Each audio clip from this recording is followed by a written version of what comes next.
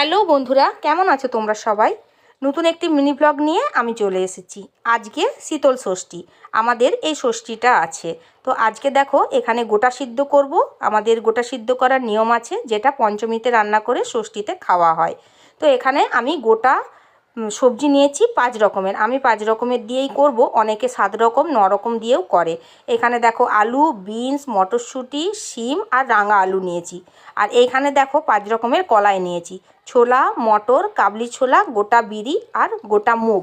অবশ্যই আগের দিন স্নান করে আমি এগুলো কলাইগুলো ভিজিয়ে রেখেছি।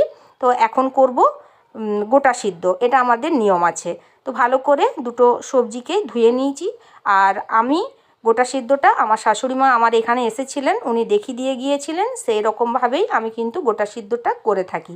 তো এখানে দেখো একটা কুকার নিয়েছি। কুকারেই কিন্তু খুব সুন্দরভাবে হয়, হাঁড়িতেও হয়, কিন্তু টাইমটা একটু বেশি লাগে।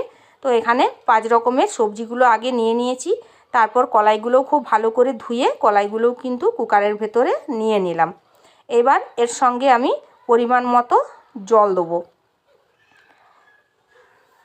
দেখো, যাতে কলাই আর সবজিগুলো ডুবে থাকে, তাহলে বেশ ভালো একটু ঝোলঝোল টাইপের হয়। আর এটা কিন্তু খেতেও অসাধারণ লাগে, বিশেষ করে এই টাইমে।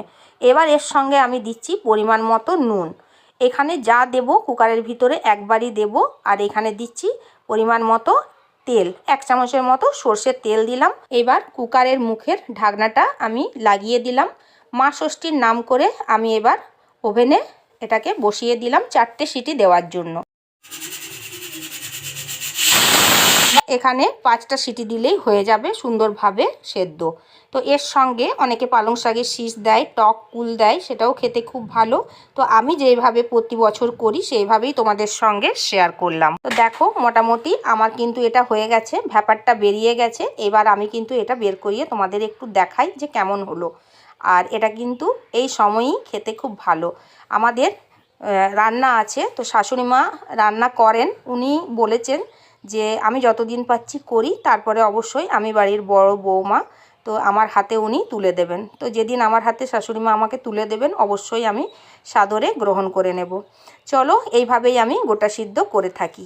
তো কেমন লাগলো ভিডিওটা একটু জানিও। আর এতক্ষণ আমার সঙ্গে থাকার জন্য অসংখ্য ধন্যবাদ।